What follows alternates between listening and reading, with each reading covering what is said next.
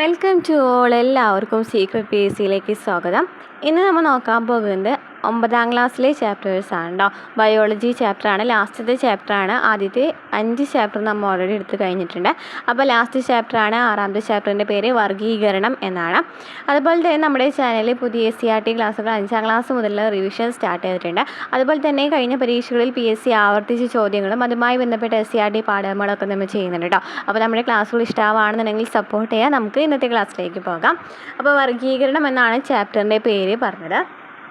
ഈ ചാപ്റ്ററിൽ നമ്മൾ പഠിക്കാൻ പോകുന്നത് എന്തൊക്കെയാണ്? 3 ഡൊമെയിൻ വർഗീകരണം എന്ന് പറയുന്ന വർഗീകരണം ഉണ്ട്. അതുപോലെ തന്നെ ജന്തുക്കളുടെ വർഗീകരണം, സസ്യങ്ങളുടെ വർഗീകരണം, പുതിയതായി കണ്ടെത്തിയ ജീവികളുടെ വർഗീകരണം, പരിണാമ വൃക്ഷം, DNA ബാർകോഡിംഗ് എന്നിവയൊക്കെയാണ് ഈ ചാപ്റ്ററിൽ നമ്മൾ പറയാൻ പോകുന്നത് കേട്ടോ. അപ്പോൾ നോക്കി, ഫസ്റ്റ് തന്നെ ഒരു നൽകിയിട്ടുണ്ട്. എന്താണ്? ആർക്കി ബാക്ടീരിയ മറ്റു ബാക്ടീരിയകളിൽ നിന്നും കോശഭിത്തി, കോശസ്തരം എന്നിവയിലും പ്രോട്ടീൻ നിർമ്മാണത്തിൽ വ്യത്യസ്തപ്പെട്ടിരിക്കുന്നു. ഏത് പ്രതികൂല സാഹചര്യത്തെയും തരണം ചെയ്യുവാൻ അവയ്ക്ക് പ്രത്യേക കഴിവുണ്ടെന്ന് പറയുന്നുണ്ട്. അപ്പോൾ ഈ ആർക്കി ബാക്ടീരിയ എന്ന് പറയുന്നത് ഏത് കിങ്ഡത്തിലാണുള്ളതെന്നൊരു കുട്ടിയുടെ സംശയമാണ് ഇവിടെ പറയുന്നത്. അപ്പോൾ എന്താണ് ഇതിലെ കുട്ടിയുടെ സംശയം? ശ്രദ്ധിച്ചല്ലോ അല്ലേ? അപ്പോൾ അത് ഒക്കെ ഏതാണ്, ഓരോ കിങ്ഡംസ് എന്താണ്, ഓരോ വർഗീകരണങ്ങളൊക്കെ നമ്മൾ ഈ ചാപ്റ്ററിൽ പറയുന്നുണ്ട്. നോക്കാം. ജീവികളെ തിരിച്ചറിയുന്നതും അവയുടെ സവിശേഷതകൾ മനസ്സിലാക്കുന്നതും വർഗീകരണ രീതികളിൽ കൂട്ടിച്ചേർക്കലുകളും പുതുക്കലുകളും വരുത്തുന്നു. 5 കിങ്ഡം വർഗീകരണ രീതിയും പുതുക്കലിന് വിധേയമായിട്ടുണ്ട്. അപ്പോൾ 5 കിങ്ഡം വർഗീകരണം എല്ലാതും എന്താണ്? പുതുക്കലിന് വിധേയമായിട്ടുണ്ടെന്നാണ് പറയുന്നത്.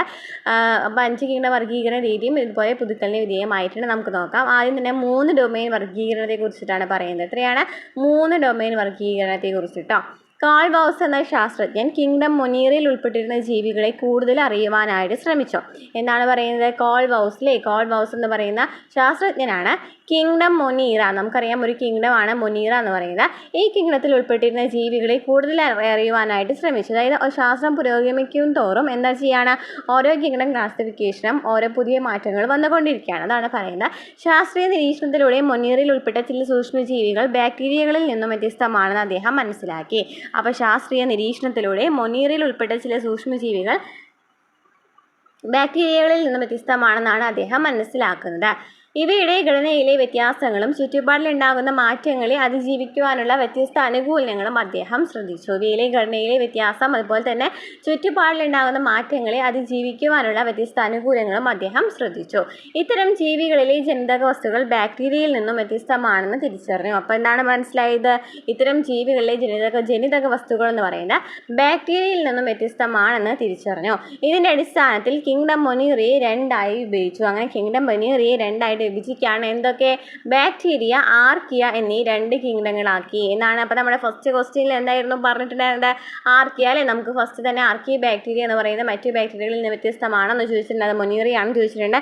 അത് മൊനീറിയാണെന്ന് അദ്ദേഹം കണ്ടെത്തിയിട്ടുണ്ടല്ലോ അല്ലേ? ബാക്ടീരിയ, ആർക്കി എന്ന് പറയുന്ന 2 കിങ്ഡങ്ങൾ ഉണ്ടെന്ന് അദ്ദേഹം കണ്ടെത്തി. കിങ്ഡത്തിന് മുകളിലായിട്ട് ഡൊമെയിൻ എന്ന വർഗീകരണ തലം കൂടി ഉൾപ്പെടുത്തുകയും ചെയ്തു. അങ്ങനെ എന്താണ് പറയുന്നത്? 3 എണ്ണം അല്ലേ? അതായത് ബാക്ടീരിയ, ആർക്കിയ എന്ന് പറയുന്ന 2 കിങ്ഡങ്ങളാക്കുകയും ഈ കിങ്ഡത്തിന് മുകളിലായിട്ട് ഡൊമെയിൻ എന്ന വർഗീകരണ തലം കൂടി ചേർക്കുകയും അദ്ദേഹം ചെയ്തു. 6 കിങ്ഡത്തിലും ഉൾപ്പെടുന്ന ജീവികളെ 3 ഡൊമെയിനുകളായിട്ട് ക്രമീകരിച്ചു. 6 കിങ്ഡത്തിലും ഉൾപ്പെടുന്ന ജീവികളെ 3 ഡൊമെയിൻസ് ആക്കി. ഏതൊക്കെയാണ്? Domain bacteria, domain archaea, domain eukarya എന്നിങ്ങനെ പേര് നൽകി. എന്തൊക്കെയാണ്? Domain bacteria, domain archaea, domain eukarya എന്നിങ്ങനെയാണ് പേര് നൽകിയത്. അപ്പോൾ 6 കിങ്ഡം വർഗീകരണം നൽകിയിട്ടുണ്ട്. ഇതിൽ നോക്കിയേ, കിങ്ഡംസ് ഏതൊക്കെയാണ്? Animal, bacteria, archaea, protista, fungi, plant, animalia അല്ലേ? അതിലെ ഡൊമെയിൻസ് എന്ന് പറയുന്നത് ബാക്ടീരിയ, ആർക്കിയ, യൂക്കാരിയ എന്ന് പറയുന്ന 3 ഡൊമെയിൻസ് ആണ് ആക്കിയിട്ടുള്ളത്. ഏതൊക്കെയാണ്? ബാക്ടീരിയ, ആർക്കിയ, യൂക്കാരിയ എന്ന് പറയുന്ന 3 ഡൊമെയിൻസ് ആണ് ആക്കിയിട്ടുള്ളത്. ഓക്കെ, ക്ലിയർ ആയല്ലോ? അപ്പോൾ വർഗീകരണ ശാസ്ത്രത്തിൽ കാർലോസിൻ്റെ സംഭാവനയാണ് ഈ പറയുന്ന 3 ഡൊമെയിൻസ് ആക്കിയതും 6 വർഗീകരണം ആക്കിയതും. ഇനി നമുക്ക് ഓരോ കിങ്ഡത്തിൻ്റെയും സവിശേഷതകൾ നോക്കാം. നമ്മൾ പറഞ്ഞു അല്ലേ, 6 ഉണ്ടെന്ന് പറഞ്ഞു. ഏതൊക്കെയാണ്? Bacteria, archaea, protista, fungi, plant, animal എന്ന് പറയുന്ന 6 എന്തുണ്ടെന്ന് പറഞ്ഞു? എന്ത് കിങ്ഡംസ് ഉണ്ടെന്ന് പറഞ്ഞു അല്ലേ. അപ്പോൾ നമുക്ക് ഓരോന്നിൻ്റെയും സവിശേഷതകൾ നോക്കാം. ബാക്ടീരിയ നമുക്കറിയാം. ബാക്ടീരിയനെ കുറിച്ച് നമുക്കറിയാവുന്ന കാര്യങ്ങളാണ്. ഇതാണ് പ്രോക്യാരിയോട്ടുകളുണ്ട് അല്ലേ. പ്രോക്യാരിയോട്ടുകളാണ് ബാക്ടീരിയയിൽ വരുന്നത്. അതുപോലെ കോശഭിത്തിയിൽ പെപ്റ്റിഡോഗ്ലൈക്കൻ എന്നടങ്ങിയിരിക്കുന്നു. കോശഭിത്തിയിൽ എന്താണ്? പെപ്റ്റിഡോഗ്ലൈക്കൻ അടങ്ങിയിട്ടുണ്ട്. അതുപോലെ മണ്ണ്, ജലം, മറ്റു ജീവികൾ തുടങ്ങിയവ എല്ലായിടത്തും കാണപ്പെടുന്നുണ്ട്. ബാക്ടീരിയയിൽ മണ്ണ്, ജലം, മറ്റു ജീവികൾ എന്നിവ എല്ലായിടത്തും കാണപ്പെടുന്നുണ്ട്. ഇനി ബാക്ടീരിയയ്ക്ക് എക്സാമ്പിൾ ഏതൊക്കെയാണ്? റൈസോബിയം, വിബ്രിയോ കോളറൊക്കെ ബാക്ടീരിയയ്ക്ക് എക്സാമ്പിൾ ആണ്. റൈസോബിയം, വിബ്രിയോ കോളർ എന്നിവയൊക്കെ എന്താണ്? ബാക്ടീരിയകളാണ് അല്ലേ. റൈസോബിയം, വിബ്രിയോ കോളറൊക്കെ ബാക്ടീരിയകളാണ്. അപ്പോൾ ബാക്ടീരിയ എന്ന് പറയുന്നത് പ്രോക്യാരിയോട്ടുകളാണ്. കോശഭിത്തിയിൽ പെപ്റ്റിഡോഗ്ലൈക്കൻ അടങ്ങിയിട്ടുണ്ട്. മണ്ണ്, ജലം, മറ്റു ജീവികൾ തുടങ്ങിയ എല്ലായിടത്തും കാണപ്പെടുന്നതാണ് ബാക്ടീരിയയാണ്. ബാക്ടീരിയയ്ക്ക് എക്സാമ്പിൾ ആണ് റൈസോബിയം, അതുപോലെ തന്നെ വിബ്രിയോ കോളറെ. ഇനി ആർക്കി എന്ന് പറയുന്ന ഒരു കിങ്ഡം ഉണ്ടെന്ന് പറഞ്ഞു. അതും ആർക്കിയ എന്ന് പറയുന്നതും പ്രോക്യാരിയോട്ടുകളിൽ വരുന്നവയാണ്. കോശഭിത്തിയിൽ എന്തില്ല? പെപ്റ്റിഡോഗ്ലൈക്കൻ എന്ന് പറയുന്നതില്ല. പെപ്റ്റിഡോഗ്ലൈക്കൻ കോശഭിത്തിയിലില്ല. ചൂട് നീരുറവകൾ, ലവണങ്ങൾ കൂടുതലുള്ള പ്രദേശങ്ങൾ തുടങ്ങിയ അസാധാരണ മേഖലകളിൽ കാണപ്പെടുന്നതാണ് ആർക്കിയ. ആർക്കിയ എന്ന് പറയുന്നത് ചൂട് നീരുറവകൾ, അതുപോലെ തന്നെ ലവണങ്ങൾ കൂടുതലുള്ള പ്രദേശങ്ങൾ തുടങ്ങിയ അസാധാരണ മേഖലകളിലാണ് ആർക്കിയ കാണപ്പെടുന്നത്. ആർക്കിയയ്ക്ക് എക്സാമ്പിളാണ് തെർമോകോക്കസും ഹാലോബാക്ടീരിയം. തെർമോകോക്കസും ഹാലോബാക്ടീരിയം ആർക്കിയയ്ക്ക് എക്സാമ്പിളാണ്. അപ്പോൾ ആർക്കിയ എന്ന് പറയുന്നത് പ്രോക്യാരിയോട്ടുകളാണ്. കോശഭിത്തിയിൽ പെപ്റ്റിഡോഗ്ലൈക്കൻ ഇല്ല. ചൂട് നീരുറവകൾ, ലവണങ്ങൾ കൂടുതലുള്ള പ്രദേശങ്ങൾ തുടങ്ങിയ അസാധാരണ മേഖലകളിൽ കാണപ്പെടുന്നതാണ് ആർക്കിയ. ആർക്കിയയ്ക്ക് എക്സാമ്പിളാണ് തെർമോകോക്കസും ഹാലോബാക്ടീരിയം.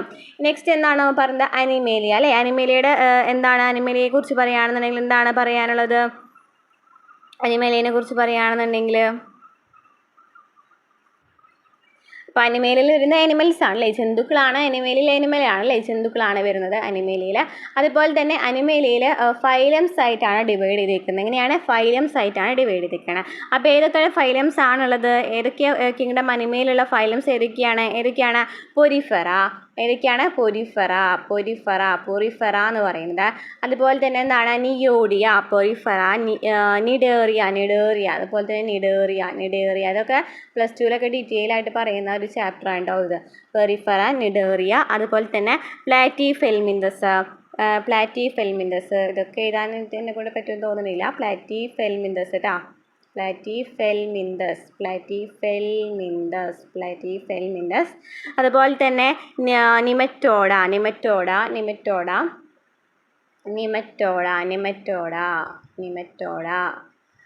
അനിലിഡ. മനസ്സിലാവണുണ്ടോ ഇതിനത്? നിമറ്റോഡ, അനിലിഡ, ആർത്രോപോഡ. അതൊക്കെ കേട്ടിട്ടുണ്ടാവും അല്ലേ. ആർത്രോപോഡൊക്കെ കേട്ടിട്ടുണ്ടാവല്ലോ ഇല്ലേ. ആർത്രോപോഡ കേട്ടിട്ടില്ലേ? ആർത്രോപോഡ. പിന്നെ എന്താണ്? മൊള്ളസ്ക.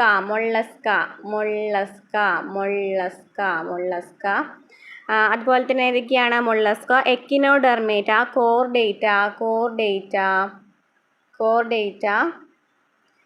എക്കിനോഡെർമേറ്റ എന്നിവയൊക്കെ എന്താണ്? അനിമേലിയയിലുള്ള എന്താണ്? ഫൈലംസ് ആണ്. അപ്പോൾ ഇതൊക്കെയാണ് അനിമേലിയയിൽ നമ്മൾ പറഞ്ഞു അനിമൽസിലാണല്ലേ. അനിമൽസിന് ജന്തുക്കളെ ഫൈലംസ് ആയിട്ട് ഡിവൈഡ് ചെയ്തിട്ടുണ്ട്. നിമറ്റോഡ, അനിലിഡ, പെറിഫെറ, നിഡേറിയ, പ്ലാറ്റിഫെൽമിന്തസ്, അതുപോലെ ആർത്രോപോഡ, മൊള്ളസ്ക, കോർഡിനേറ്റ, എനോഡെർമേറ്റ എന്നിവ അങ്ങനെ പറയുന്ന അല്ലേ. കോർഡേറ്റ്, അതുപോലെ തന്നെ എക്കിനോഡെർമേറ്റ എന്നിങ്ങനെ പറയുന്ന കുറേ ഫൈലംസ് അനിമേലിയയിൽ ഡിവൈഡ് ചെയ്തിട്ടുണ്ട്. ഇനി നെക്സ്റ്റ് എന്താണ്? പ്രോട്ടിസ്റ്റ എന്ന് പറയുന്നത്. പ്രോട്ടിസ്റ്റയിൽ എന്തൊക്കെയാണ് വരുന്നത്? എന്താണ് പ്രോട്ടിസ്റ്റയിൽ വരുന്നത്? പ്രോട്ടിസ്റ്റയിൽ എന്തൊക്കെയാണ് വരുന്നത്?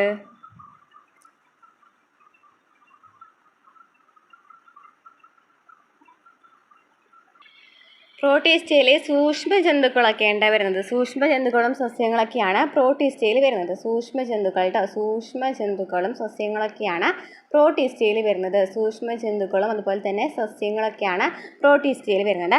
അപ്പോൾ നമുക്കറിയാം ഏതൊക്കെയായിരിക്കും വരുന്നുണ്ടായിരിക്കുക? അമീബ, പാരമീസിയം അല്ലേ. അതുപോലെ തന്നെ യൂഗ്ലീന. അമീബ പ്രോട്ടിസ്റ്റയിൽ വരുന്നതാണ്. അമീബ. അതുപോലെ തന്നെ എന്താണ്? പാരമീസിയം. ഇനി നമുക്കറിയാം യൂഗ്ലീന എന്ന് പറയുന്നത് സസ്യ സ്വഭാവം കാണിക്കുന്നതാണ് അല്ലേ. സസ്യ സ്വഭാവമുള്ള ഒരു ജീവിയാണ് യൂഗ്ലീന എന്ന് പറയുന്നത്. ആ യൂഗ്ലീന എന്ന് പറയുന്നത് വരുന്നത് ഏതിൽ തന്നെയാണ്? ഈ പ്രോട്ടീസ്റ്റയിൽ തന്നെയാണ്. അപ്പോൾ പ്രോട്ടീസ്റ്റ എന്ന് പറയുന്നത് സൂക്ഷ്മ ജന്തുക്കൾ സസ്യങ്ങളാണ് പ്രോട്ടീസ്റ്റ എന്ന് പറയുന്ന വിഭാഗത്തിൽ വരുന്നത്. അമീബ, പാരമീസിയം വരുന്നുണ്ട്, അതുപോലെ തന്നെ ഈ ജന്തു വിഭാഗങ്ങൾ വരുന്നുണ്ട്. അതുപോലെ തന്നെ യൂഗ്ലീന എന്ന് പറയുന്നത് സസ്യ സ്വഭാവമുള്ളൊരു ജന്തുവാണ്. അപ്പോൾ അതും പ്രോട്ടീസ്റ്റയിലാണ് വരുന്നത്. ക്ലിയർ ആയല്ലോ. ഇനി പ്ലാന്റിൽ എന്തായിരിക്കും വരാം? പ്ലാന്റ്സ് ആയിരിക്കും അല്ലേ. പ്ലാന്റിൽ വരുന്നത് എന്തായിരിക്കും? പ്ലാന്റ്സ് ആയിരിക്കും. ഏതൊക്കെയായിരിക്കും അതിൽ വരിക? ട്രീസ് വരും, അതുപോലെ തന്നെ എന്താണ് ഹെർബ്സ് വരും അല്ലേ, കുറ്റിച്ചെടികൾ വരും, അതുപോലെ തന്നെ മൊസസ്, ഫേൺസ് എന്നിങ്ങനെ, അതായത് പ്ലാന്റ്സിൻ്റെ വെറൈറ്റി ഐറ്റംസുകളൊക്കെ വരുന്നത് ഈ പ്ലാന്റ് എന്ന് പറയുന്ന വിഭാഗത്തിലാണ്. നമുക്കറിയാം അല്ലേ, ഈ ഫേൺസ് എന്നൊക്കെ പറഞ്ഞാൽ എന്താണ്? ഫേൺസ് എന്ന് വെച്ചാൽ എന്താണ്? ഇങ്ങനെ ചെറിയ ഒരു ഇലകളായിട്ടൊക്കെ ഉള്ളതില്ലേ. അപ്പോൾ അങ്ങനെ പലതരത്തിലുള്ള ഇലകളൊക്കെ നമുക്ക് കുറേ ട്രീസുകൾ നമുക്ക് കണ്ടിട്ടുണ്ടല്ലോ, ചെടികൾ കണ്ടിട്ടുണ്ടല്ലോ. അപ്പോൾ അതൊക്കെയാണ് ആ ക്ലാസിഫിക്കേഷൻസ് ഒക്കെയാണ് കൂടുതലായിട്ട് ഈ പ്ലാന്റ്സിൽ വരുന്നത്.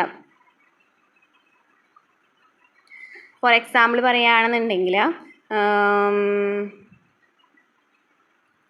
ഇപ്പം ഹെർബിൽ വരുന്നത് എന്താണെന്ന് ചോദിക്കുകയാണെന്നുണ്ടെങ്കിൽ നമുക്കറിയാവുന്ന ഒരു കാര്യമാണ്. ഹെർബ് എന്ന് പറയുമ്പോൾ ഇതാണ് പുതിനയില്ലേ, പുതിനയില അത് ചെറിയൊരു ചെടിയല്ലേ, അപ്പോൾ അത് ഹെർബിൽ വരുന്നതാണ് പുതിന എന്ന് പറയുന്നത്. അതുപോലെ തന്നെ ഫേൺസ് എന്ന് പറയുന്ന ഒരു ഇതുണ്ട്. അപ്പോൾ ഈ ഫേൺസിൽ വരുന്നതാണ് ഈ ചെമ്പകപ്പൂ ഇല്ലേ, ചെമ്പകമൊക്കെ വരുന്നത് ഈ ഫേൺസിൽ വരുന്നതാണ്.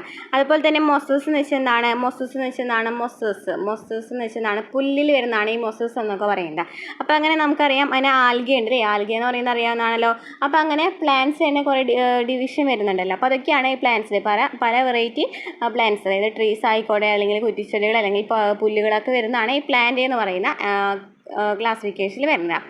ഇനി ഫംഗൈ എന്ന് വെച്ചാൽ എന്താണ്? ഫംഗൈ എന്ന് പറയുന്നത് ഇതിലാണ് വരുന്നത്. ഫംഗൈ ഏതൊക്കെയാണ് ഫംഗിക്ക് എക്സാമ്പിൾ? പൂപ്പൽ എന്ന് പറയുന്നത് ഫംഗിയിലാണ്. നമുക്കറിയാം കേടായ റൊട്ടിയിലൊക്കെ കാണപ്പെടുന്ന ഒരു ഇതാണ് ഈ എന്ന് പറയുന്നത്. ഈ ഫംഗി ഉണ്ടാകുന്നതൊക്കെ അങ്ങനെയാണ്. ജന്തുക്കളിൽ നിന്നും സസ്യങ്ങളിൽ നിന്നും വ്യത്യസ്തമായിട്ട് യൂക്കാരിയോട്ടിക് കോശ വളർച്ചാ ഘടന രീതിയുള്ള സൂക്ഷ്മജീവികളുടെ സാന്നിധ്യമാണ് ഈ ഫംഗി എന്നതുകൊണ്ട് അർത്ഥമാക്കുന്നത്. അതുപോലെ തന്നെ ക്ലോറോഫില്ലസ് എന്ന് പറയുന്നത് ഫംഗസുകളാണ്. ഫംഗസുകൾ പറയുന്നതാണ് ക്ലോറോഫില്ലസ് എന്ന് പറയുന്ന ജീവികൾ ഈ ഫംഗിയിൽ വരുന്നതാണ്. ക്ലോറോഫില്ലസ് ഒക്കെ അതിൽ വരുന്നതാണ്. അതുപോലെ തന്നെ പറയുകയാണെന്നുണ്ടെങ്കിൽ നമുക്കറിയാം ഈ ബ്രെഡ്, ബിയറൊക്കെ ഉണ്ടാക്കാൻ ഉപയോഗിക്കുന്ന ഈസ്റ്റ് ഇല്ലേ, അതിലൊക്കെ എന്താണ്? ഈ ഫംഗസ് ആണ് ഉള്ളത്. അപ്പോൾ ഇതൊക്കെയാണ് ഈ ഫംഗസിനെ കുറിച്ച് പറയാനുള്ളത്. അപ്പോൾ നമ്മൾ കിങ്ഡങ്ങളും സവിശേഷതകളും പറഞ്ഞു അല്ലേ. ബാക്ടീരിയ എന്ന് പറയുന്നത് പ്രോക്രിയേറ്റുകളാണ്. കോശഭിത്തിയിൽ പെപ്റ്റിഡോഗ്ലൈക്കൻ എന്ന് പറയുന്നത് അടങ്ങിയിട്ടുണ്ട്. മണ്ണ്, ജലം, മറ്റു ജീവികൾ തുടങ്ങി എല്ലായിടത്തും കാണപ്പെടുന്നു. റൈസോബിയം, വിബ്രിയ, കോളറൊക്കെ ബാക്ടീരിയക്ക് എക്സാമ്പിളാണ്. ആർക്കിയ എന്ന് വെച്ചാൽ നമ്മൾ പറഞ്ഞു പ്രോക്രിയേറ്റുകളാണ്, പെപ്റ്റിഡോഗ്ലൈക്കിനില്ല. ചൂട് നീർവകൾ, ലവണങ്ങൾ കൂടുതലുള്ള പ്രദേശങ്ങൾ തുടങ്ങിയ അസാധാരണ മേഖലകളിലാണ് കാണപ്പെടുന്നത്. ഉദാഹരണം തെർമോകോക്കസ്, ഹെലബാക്ടീരിയ ഒക്കെ. ഇനി അനിമയിൽ ജന്തുക്കളാണ് വരുന്നത്. കുറേ ക്ലാസിഫിക്കേഷൻസ് ഉണ്ട്. പെരിഫറ, നീഡേറിയ എന്നൊക്കെ പറയുന്ന അതൊക്കെ നമ്മൾ വരുന്ന ഭാഗത്ത് പറയുന്നുണ്ട് കേട്ടോ. നിമറ്റോഡ്, അനിലിഡ എന്ന് പറയുന്ന കുറേ ക്ലാസിഫിക്കേഷൻസ്, ഫൈലംസ് ഉണ്ട്. അതുപോലെ തന്നെ പ്രോട്ടീസ്റ്റ എന്ന് പറയുന്നത് സൂക്ഷ്മ ജന്തുക്കൾ അടങ്ങിയിട്ടുള്ളതാണ്. അതായത് അമീബ, പാരമീസിയം, യൂഗ്ലിൻ എന്നിവയൊക്കെ പ്രോട്ടീസ്റ്റയിൽ വരുന്നതാണ്. ഇനി പ്ലാന്റ് എന്ന് പറയുമ്പോൾ കുറേ ട്രീസുകൾ, വിവിധ തരത്തിലുള്ള ട്രീസുകളും അതുപോലെ ഹെർബ്സ്, ഫേൺസ് ഒക്കെ വരുന്നത് പ്ലാന്റ്സിലാണ്. ഇനി ഫംഗി എന്താണ്? പൂപ്പലുകളൊക്കെ വരുന്നത് ഈ ഫംഗയിലാണ്. ക്ലിയർ ആയെന്ന് വിചാരിക്കുന്നു. ഇനി ജന്തുക്കളുടെ വർഗീകരണം എന്ന് പറയുന്ന ഒരു ടോപ്പിക് തന്നെ ഉണ്ട്. നമ്മൾ അതാണ് അവിടെ വിട്ടിട്ടുണ്ടായിരുന്നത് കേട്ടോ. ഒരു ഭാഗം പൂരിപ്പിക്കാനായിട്ട് നമ്മളോട് പറയാൻ കാരണം എന്താണ്? അതേക്കുറിച്ച് ഡീറ്റെയിൽ ആയിട്ട് ക്ലാസ് പറയുന്നുണ്ട്. അപ്പോൾ ജന്തുക്കളുടെ വർഗീകരണം: ശരീരഘടന, ശരീര അറ, അതുപോലെ തന്നെ എന്താണ് ബീജപാളികൾ, ശരീരസമിതി, അതായത് ബോഡി സിമെട്രി എന്നിവ അടിസ്ഥാനമാക്കി ജന്തുക്കളെ വിവിധ ഫൈലങ്ങളിൽ ഉൾപ്പെടുത്തിയിട്ടുണ്ട്. ചില ജന്തുക്കളുടെ വർഗീകരണ തലങ്ങളിൽ ഫൈലത്തിനും ക്ലാസ്സിനും ഇടയിൽ സബ് ഫൈലം, അതുപോലെ ഡിവിഷൻ, സൂപ്പർ ക്ലാസ് എന്നീ ഉപവിഭാഗങ്ങൾ കൂടിയുണ്ട്. അതായത് ശരീരഘടന, ശരീര, ബീജപാളികൾ, ശരീരസമിതി എന്നിവ അടിസ്ഥാനമാക്കിയിട്ടാണ് ജന്തുക്കളെ വിവിധ ഫൈലങ്ങളിൽ ഉൾപ്പെടുത്തിയിരിക്കുന്നത്. ചില ജന്തുക്കളുടെ വർഗീകരണ തലങ്ങളിലാണെങ്കിൽ ഫൈലത്തിനും ക്ലാസ്സിനും ഇടയിൽ sub phylum, division, super class എന്നീ ഉപവിഭാഗങ്ങൾ കൂടി വരുന്നുണ്ട്. അപ്പോൾ നമുക്ക് നോക്കാം. കികിടവനിമയിൽ ഉൾപ്പെടുന്ന ഫൈലങ്ങളാണ് ഈ പൊരിഫറ എന്ന് പറയുന്നത്, നിഡേറിയ, അതുപോലെ പ്ലാറ്റിഫെൽമിന്തസ്, നിമറ്റോഡ, അനലിഡ, ആർത്രോപോഡ, മൊള്ളസ്ക, എക്കിനോഡെർമൈറ്റ് എന്നൊക്കെ വരുന്നത് അല്ലേ, കോർഡേറ്റ എന്നൊക്കെ നമ്മൾ പറഞ്ഞിട്ടുണ്ടായിരുന്നു. അപ്പോൾ അതിനെക്കുറിച്ച് ഡീറ്റെയിൽ ആയിട്ട് പറയുകയാണ്. നമുക്ക് നോക്കാം. പൊരിഫറയിൽ നിന്നാണ് വരുന്നത്. പൊരിഫറ എന്ന് വെച്ചാൽ എന്താണ്?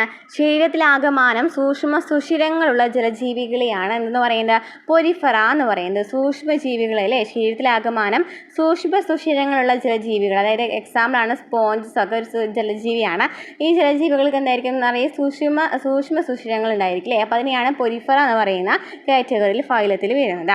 നെക്സ്റ്റ് നിഡേറിയ അല്ലെങ്കിൽ സീലൻഡറേറ്റ എന്ന് പറയുന്നത് എന്താണ്? നിഡേറിയ അല്ലെങ്കിൽ സീലൻഡറേറ്റ ഇതാണ് നിഡോബ്ലാസ്റ്റോട് കൂടിയ ടെൻറ്റിക്കിളുകളുള്ള ജലജീവികളാണ്. അതായത് നിഡോബ്ലാസ്റ്റോട് കൂടിയ ടെൻറ്റിക്കിൾസിലായിട്ട് ഇങ്ങനെ നോക്കിയപ്പോൾ ഇങ്ങനെ കുറേ എന്താണ് ഇതുപോലെ ഇങ്ങനെ കാണുന്നില്ലേ, അതിനെയാണ് എന്ന് പറയുന്നത് വരകളില്ലേ, ഇതുപോലെ കാണുന്നതാണ് ജലജീവികളെയാണെന്ന് പറയുന്നത് നിഡേറിയ അല്ലെങ്കിൽ സിലൻഡ്രേറ്റ എന്ന് പറയുന്നതിൽ വരുന്നത്. അതിന് എക്സാമ്പിളാണ് ഹൈഡ്ര, ജെല്ലി ഫിഷ്, കടൽപ്പൂവ്. ഹൈഡ്ര, ജെല്ലി ഫിഷ്, കടൽപ്പൂവൊക്കെ ഏതിൽ വരുന്നതാണ്? നിഡേറിയ സിലൻഡ്രേറ്റയിൽ വരുന്നവയാണ്.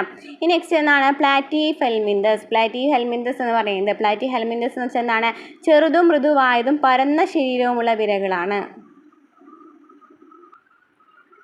ചെറുതും മൃദുവായതും പരന്ന ശരീരമുള്ള വിരകൾ അല്ലേ. അതിന് എക്സാമ്പിളാണ് പ്ലാനേറിയ, നാടവിര, അതുപോലെ ഫ്ലൂക്ക് എന്നിവയൊക്കെ എന്നതിന് എക്സാമ്പിളാണ്. പ്ലാറ്റി ഹെൽമിന്തസിന് എക്സാമ്പിളാണ് പ്ലാനേറിയ, നാടവിര, ഫ്ലൂക്ക്. ചെറുതും മൃദുവായതും പരന്ന ശരീരമുള്ള ജീവികളാണ് ഈ പ്ലാറ്റി ഹെൽമിന്തസിൽ വരുന്നത്. ഇനി നിമറ്റോഡ എന്ന് പറയുന്നത് എന്താണ്? നീണ്ടുരുണ്ട ശരീരമുള്ള വിരകളാണ്. നിമറ്റോഡ എന്ന് പറയുന്നത് നീണ്ടുരുണ്ട ശരീരമുള്ള അല്ലേ. നോക്കി പിക്ചറിൽ കാണുന്നുണ്ടല്ലോ. ഇത് കൊക്കപ്പുഴു, കൃമി, ഉരുണ്ട വിര അല്ലേ. വിരകളൊക്കെ ഇങ്ങനെ നീണ്ടുരുണ്ട ശരീരമുള്ള വിരകളാണ് ഈ നിമറ്റോഡയിൽ വരുന്നത്. എക്സാമ്പിളാണ് ഉരുണ്ട വിര, കൊക്കപ്പുഴു, കൃമിയൊക്കെ ഏതിൽ വരുന്നതാണ്? നിമറ്റോഡ എന്ന് പറയുന്ന കാറ്റഗറിയിൽ വരുന്നതാണ്. നെക്സ്റ്റ് വരുന്നത് എന്താണ്? അനലിഡ എന്ന് പറയുന്നത് ഇതിൽ വരുന്നതാണ്. നോക്കിയേ, മണ്ണിര അല്ലേ. മണ്ണിരയുടെ പിക്ചർ നൽകിയിട്ടുണ്ടല്ലോ. മണ്ണിര, കുളയട്ട എന്നിവയൊക്കെ എന്താണ്? അനലിഡയിൽ വരുന്നവയാണ്. ഗണ്ഡങ്ങളോട് കൂടിയ ശരീരമുള്ള ജീവികളാണ് കേട്ടോ. ഗണ്ഡങ്ങളോട് കൂടിയ ശരീരമുള്ള ജീവികളാണ് അനലിഡയിൽ വരുന്നത്. ഇനി ആർത്രോപോഡ എന്ന് വെച്ചാൽ എന്താണ്? ചെറുഭാഗങ്ങൾ കൂടിച്ചേർന്ന കാലുകൾ ഉള്ള ജീവികളെയാണ് പറയുന്നത്.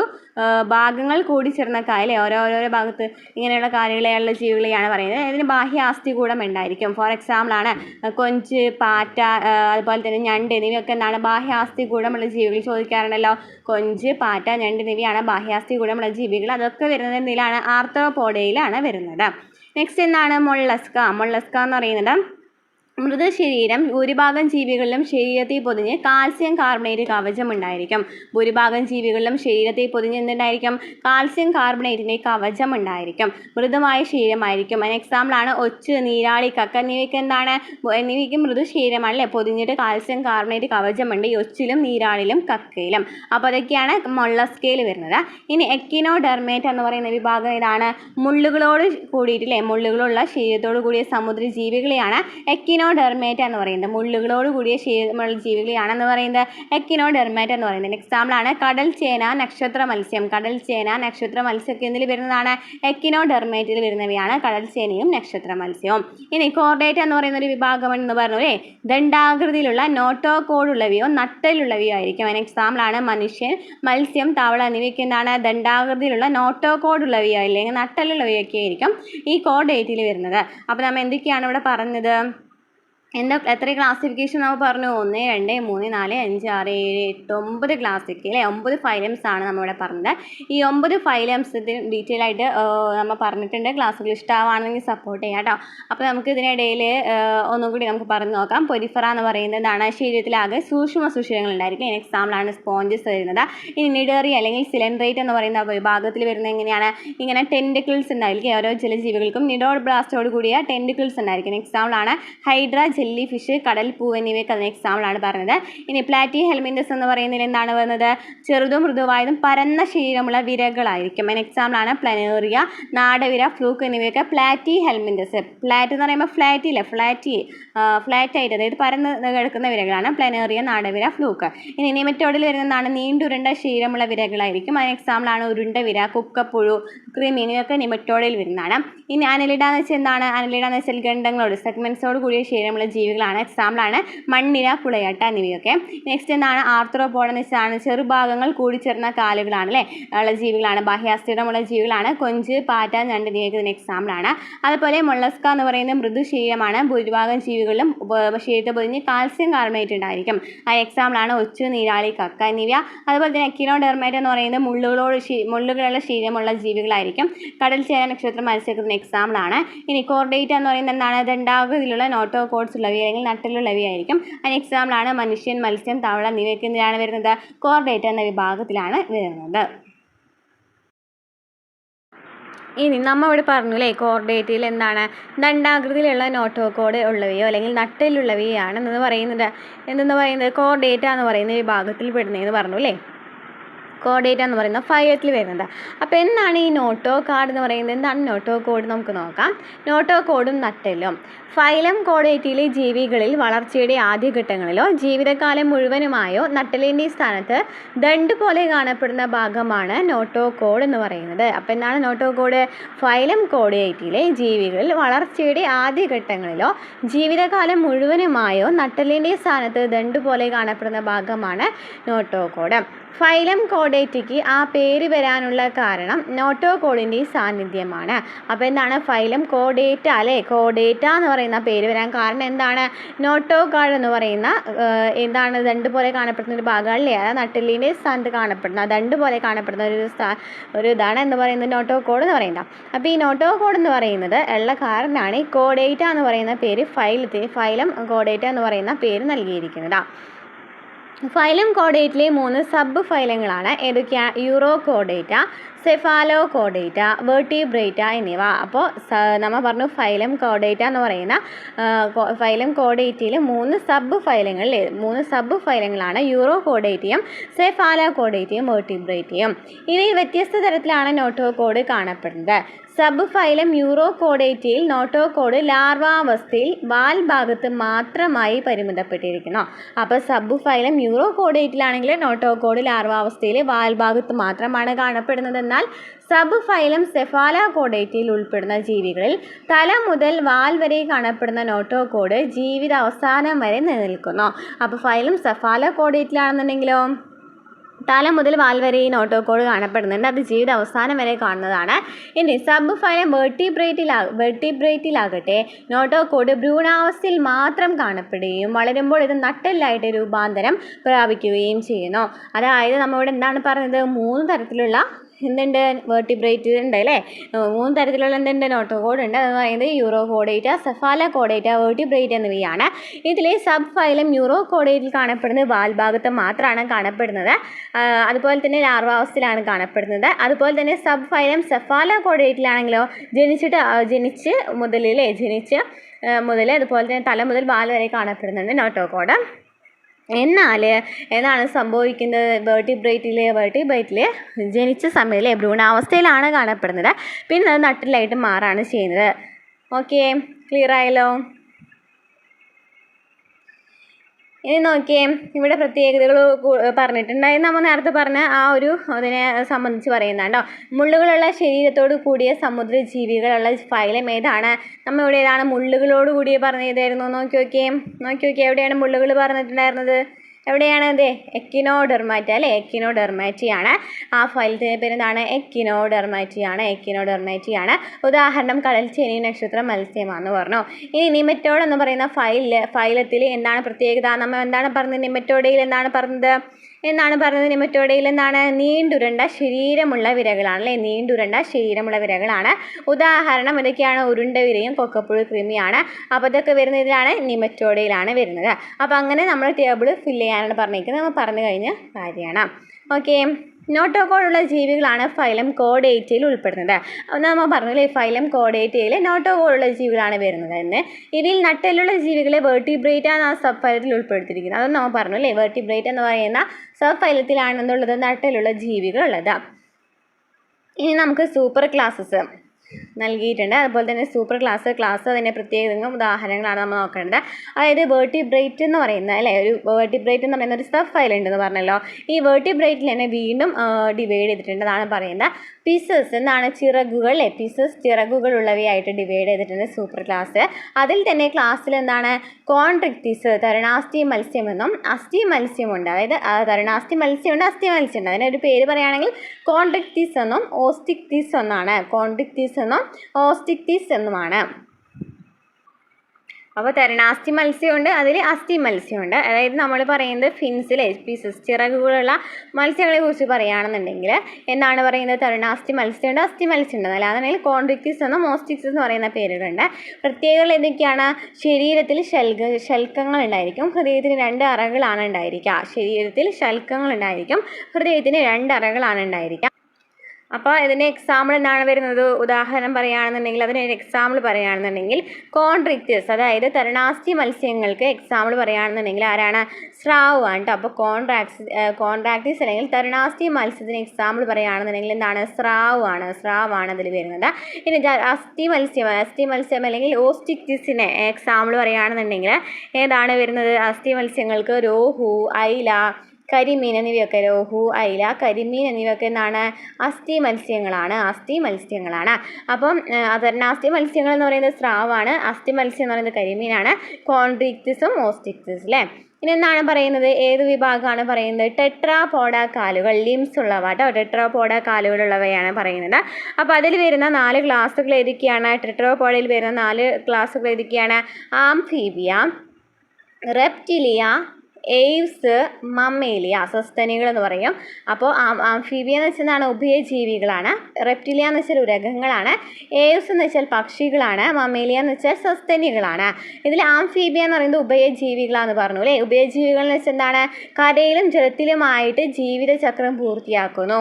ഈർപ്പവും വഴുവഴുപ്പുമുള്ള ത്വക്കാണ്, മുട്ടയിടുന്നുണ്ട്. അപ്പോൾ ആംഫീബിയ എന്ന് വെച്ചാൽ ഉഭയജീവികൾ എന്ന് വെച്ചാൽ എന്താണ്? കരയിലും ജലത്തിലും ജീവിക്കുന്ന ആൾക്കാരാണ്. അതുപോലെ തന്നെ ഈർപ്പവും വഴുവഴുപ്പുമുള്ള ത്വക്കാണ് അവരുടെ പ്രത്യേകത. മുട്ടയിടുന്നവയാണ്.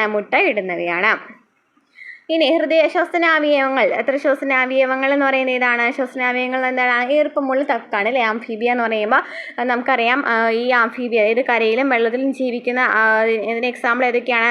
തവള, മരത്തവള, സാലമാൻഡൻ എന്നിവയൊക്കെ എന്താണ്? ആംഫീബിയ ആണല്ലേ, കരയിലും വെള്ളത്തിലും ജീവിക്കുന്നവയാണ്. അപ്പോൾ ഈ തവളയെ തന്നെ വെച്ച് നോക്കുകയാണെന്നുണ്ടെങ്കിൽ ശ്വസനാവയവങ്ങൾ എത്രയാണ്? ശ്വസനാവയവങ്ങൾ എന്ന് പറയുന്നത് എന്തുട്ടാണ്? അവരുടെ ശ്വസനാവയം ഈർപ്പമുള്ള ത്വക്കാണ്. കാരണം ഇവിടെ നമ്മൾ പറഞ്ഞിട്ടുണ്ടല്ലേ, ഈർപ്പമുള്ള ത്വക്കാണ് അവർക്ക് ഉണ്ടായിരിക്കുക. അപ്പോൾ ഈർപ്പമുള്ള ത്വക്കാണ് ശ്വസനാവയവം എന്ന് പറയുന്നത്.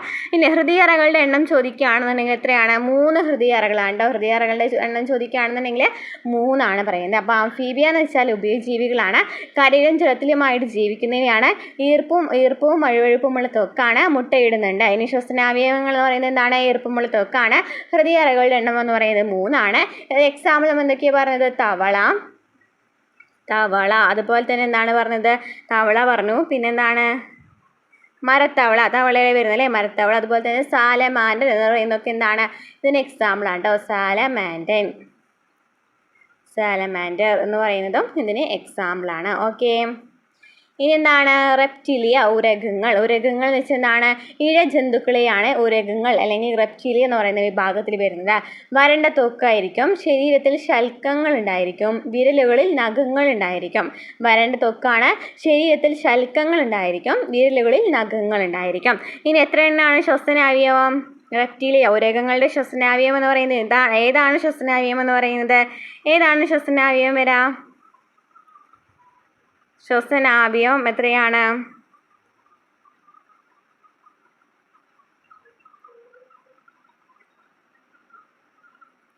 ഈ വിരലുകളിൽ നഖങ്ങൾ എന്ന് പറഞ്ഞിട്ടുണ്ടായിരുന്നല്ലോ. വിരലുകളിൽ നഖങ്ങൾ ഇതിൽ ഒഴിവാക്കപ്പെട്ട ഒരാളാണ് കേട്ടോ പാമ്പ്. പാമ്പിന് എന്തില്ല? നഖങ്ങളില്ല കേട്ടോ. വിരലുകളിൽ നഖങ്ങളില്ലാത്ത ജീവി ചോദിക്കുകയാണെന്നുണ്ടെങ്കിൽ പാമ്പാണ്. ഇനി 3-4 ഹൃദയറകൾ ഉണ്ടായിരിക്കും. ഹൃദയറകൾ എന്ന് പറയുന്നത് 3 അല്ലെങ്കിൽ 4 ഹൃദയറകൾ ഉണ്ടായിരിക്കാം. അതായത് മുതല, ചീങ്കണ്ണി എന്നിവയുടെ ഹൃദയത്തിനൊക്കെ 4 അറകളാണ് ഉണ്ടായിരിക്കുക. അതുപോലെ തന്നെ ഈ റെപ്റ്റിലിയ അല്ലെങ്കിൽ ഉരഗങ്ങളുടെ എക്സാമ്പിൾ ചോദിക്കുകയാണെന്നുണ്ടെങ്കിലും ഏതൊക്കെയാണ് നമ്മൾ പറഞ്ഞത്? മുതല, ചീങ്കണ്ണി, അണലി, പാമ്പുകൾ അല്ലേ, പല്ലി, ഓന്ത് എന്നിവയൊക്കെ റെപ്റ്റിലിയ ഉരഗങ്ങളിൽ വരുന്നവയാണ്. ചീങ്കണ്ണി, അണലി, ചീങ്കണ്ണി അല്ലെങ്കിൽ പാമ്പ് എന്ന് പറയുന്ന വിഭാഗം തന്നെ അല്ലേ, ചീങ്കണ്ണി. പിന്നെന്താണ്? അണലി. അതുപോലെ തന്നെ എന്താണ്? പല്ലി, ഓന്ത് എന്നിവയൊക്കെ എന്താണ്? ഇഴജന്തുക്കളാണ് അല്ലേ. ഇഴജന്തുക്കളൊക്കെ റെപ്റ്റീലിയ എന്ന് പറയുന്ന വിഭാഗത്തിൽ വരുന്നവയാണ്. ഇനി എയ്വ്സ് പറഞ്ഞാലോ പക്ഷികൾ എന്ന് വെച്ചാൽ എന്താണ്? തൂവാലകളാൽ പൊതിഞ്ഞ ശരീരമാണ്, ചിറകുകൾ ഉണ്ടായിരിക്കും, വിരലുകളിൽ നഖങ്ങൾ ഉണ്ടായിരിക്കും. എയ്ഡ്സിന്. അതുപോലെ തന്നെ 4 ഹൃദയാറകളാണ്. ഹൃദയാറകൾ എന്ന് ചോദിക്കുകയാണെന്നുണ്ടെങ്കിൽ 4 ഹൃദയാറകളാണ് ഉണ്ടായിരിക്കുക. ഓക്കെ, 4 ഹൃദയാറകളാണ് ഉണ്ടായിരിക്കുക. പിന്നെ മുട്ടയിടുന്നവയാണ് അല്ലേ. എയ്ഡ്സ് എന്ന് പറയുന്നത് എന്താണ്? മുട്ടയിടുന്നവയാണ്. അതുപോലെ തന്നെ റെപ്റ്റീലിയയും മുട്ടയിടുന്നവയാണ് കേട്ടോ. റെപ്റ്റീലിയ എന്ന് പറയുന്നതിലും എന്താണ്? മുട്ടയിടുന്നവയാണ് വരെ. പ്രജനനരീതി ചോദിച്ചിട്ടുണ്ടല്ലോ, മുട്ടയിടുന്നവയാണ് റെപ്റ്റീലിയ. എയ്ഡ്സ് ആണെന്നുണ്ടെങ്കിൽ മുട്ടയിടുന്നവയാണ്. ഇനി പക്ഷികളെ കുറിച്ച് അറിയാവുന്നതാണല്ലോ അല്ലേ. ഏതൊക്കെ പക്ഷികളുണ്ട്? പെൻഗ്വിൻ, കിവി, കോഴി, പ്രാവൊക്കെ എന്താണ്? പക്ഷികളാണ്. ഇനി മമേലിയ, സസ്തനികൾ എന്ന് പറയുമ്പോൾ എന്താണ്? രോമങ്ങളാൽ പൊതിഞ്ഞ ശരീരം, വിരലുകളിൽ നഖങ്ങൾ, പാലൂട്ടുന്നു. ഈ ഒരു പോയിന്റാണ് ഇവിടെ അറിഞ്ഞിരിക്കുന്നത്. പാലൂട്ടുന്നവയാണ് മമേലിയ അല്ലെങ്കിൽ സസ്തനികൾ എന്ന് പറയുന്ന വിഭാഗത്തിൽ വരുന്നത്. രോമങ്ങളാൽ പൊതിഞ്ഞ ശരീരമാണ്. ഓക്കെ, 4 ഹൃദയാറകളാണ് ഉണ്ടായിരിക്കുക. എത്ര ഹൃദയാറകൾ ഉണ്ടായിരിക്കും? 4 ഹൃദയാറകളാണ് ഉണ്ടായിരിക്കുക. അതിന് എക്സാമ്പിളാണ് മനുഷ്യൻ, ആന, അതുപോലെ തന്നെ ഡോൾഫിൻ, പശു, പൂച്ച ഒക്കെ എന്താണ്? സസ്തനികളാണ്, പാലൂട്ടി വളർത്തുന്നവയാണല്ലേ. മനുഷ്യൻ, ആന, ഡോൾഫിൻ, പശു, പൂച്ച എന്നിവയൊക്കെ എന്തിൽ വരുന്നു? ഈ മമ്മേലിയിൽ വരുന്നവയാണ്. അപ്പോൾ ഈ ടേംസ് ഒക്കെ നമ്മൾ ചെറുതിലേ തന്നെ കേട്ടിട്ട് പരിചയമുള്ള ടേംസ് ആണ് അല്ലേ ഇതൊക്കെ. ഈ ആംഫീബിയ ആണെന്നുണ്ടെങ്കിലും റെപ്റ്റീലിയ, മമേലിയ എന്നൊക്കെ പറയുന്നത്. അപ്പോൾ ഫിസസ് നമ്മൾ എന്താണ് പറയുക? പുതിയ ടേംസ് വരുന്നത് ഈ കോൺട്രിക്റ്റിസും ഓസ്റ്റിക്റ്റിസും ആണ് അല്ലേ. ഫിസസ് ചിറകുകളുള്ളവ എന്ന് പറയുമ്പോൾ കോൺട്രിക്റ്റിസും തരണാസ്തി മത്സ്യമുണ്ട്, ഓസ്റ്റിക്റ്റിസ് അസ്ഥി മത്സ്യമുണ്ട്. അവർക്ക് ശരീരത്തിൽ ശൽഖങ്ങൾ ഉണ്ടായിരിക്കും. ഹൃദയത്തിൽ 2 അറകളാണ് ഉണ്ടായിരിക്കുക. സ്രാവും കരിമീൻ മീനുകളൊക്കെ അതിൽ വരുന്നവയാണ്. സ്രാവ് എന്ന് പറയുന്നത് കോൺട്രിക്റ്റിസ് ആണ്. ഓസ്റ്റിക്റ്റിസ് എന്ന് പറയുമ്പോൾ കരിമീനും അതിലൊക്കെയാണ് വരുന്നത്. ഇനി ടെട്രാപോഡ കാലുകളുള്ളവ ചോദിക്കുകയാണെന്നുണ്ടെങ്കിൽ ആംഫീബിയും റെപ്റ്റീലിയും എയ്ഡ്സും മമേലിയാണ് വരിക. ആംഫിയാവ് എന്ന് വെച്ചാൽ കരിയിലും ജലത്തിലും ജീവിതചക്രമം പൂർത്തിയാക്കുന്നവയാണ്. അവരൊക്കെ അവിടെ ജീവിക്കുന്നവയാണ്. ഈർപ്പവും വഴുവഴുപ്പുമുള്ള ത്വക്ക്, മുട്ടയിടുന്നവയാണ്. അതുപോലെ തന്നെ ശ്വസനാവയവങ്ങൾ പറയുന്നത് ഈർപ്പമുള്ള ത്വക്കാണ്. 3 ഹൃദയാറകളാണ് ഉണ്ടായിരിക്കുക. തവള, സാലമാൻഡറൊക്കെ എന്താണ്? ആംഫീബിയയിൽ വരുന്നവയാണ്. റെപ്റ്റീലിയ ഉരകങ്ങൾ, അതായത് വെച്ചാൽ ഇഴജന്തുക്കളാണ്. വരണ്ട ത്വക്ക്, ശരീരത്തിൽ ശൽക്കങ്ങൾ, വിരലുകളിൽ നഖങ്ങൾ ഉണ്ടായിരിക്കും. അതുപോലെ തന്നെ മുട്ടയിടുന്നവയാണെന്ന് നമ്മൾ പറഞ്ഞു അല്ലേ. ചീങ്കണ്ണി, അണലി എന്നിവയൊക്കെ എന്താണ്? റെപ്റ്റീലിയ. ഇത് ഇഴജന്തുക്കളൊക്കെ വരുന്നത് റെപ്റ്റീലിയയിലാണ്. എയ്ഡ്സ് പക്ഷികൾ എന്ന് പറഞ്ഞാൽ എന്താണ്? തൂവാലകളിൽ പൊതിഞ്ഞ ശരീരം, ചിറകുകൾ, വിരലുകളിൽ നഖങ്ങളാണ്. പ്രജനനരീതി മുട്ടയിട്ടിട്ട് തന്നെയാണ്. ഇനി മമേലിയ സസ്തനികളാണെങ്കിലോ രോമങ്ങളാൽ പൊതിഞ്ഞ ശരീരം, വിരലുകളിൽ നഖങ്ങൾ, പാലൂട്ടുന്നവയൊക്കെയാണ്. അതുപോലെ തന്നെ ഹൃദയാറകളുടെ എണ്ണം എത്രയാണ്? 4 എണ്ണമാണ്. ക്ലിയർ ആയെന്ന് വിചാരിക്കുന്നു. അപ്പോൾ നമ്മൾ ഇതൊക്കെ ഇതിൽ നിന്ന് എടുത്ത് എഴുതാവുന്ന ഒരു കാര്യം ഉണ്ടോ നമ്മൾ പറഞ്ഞതൊക്കെ. ഇനി എന്താണ്? നമ്മൾ ജീവികളുടെ വർഗീകരണം പഠിച്ചു കഴിഞ്ഞു. ഇനി നമ്മൾ പഠിക്കാൻ പോകുന്നത് സസ്യങ്ങളുടെ വർഗീകരണമാണ്.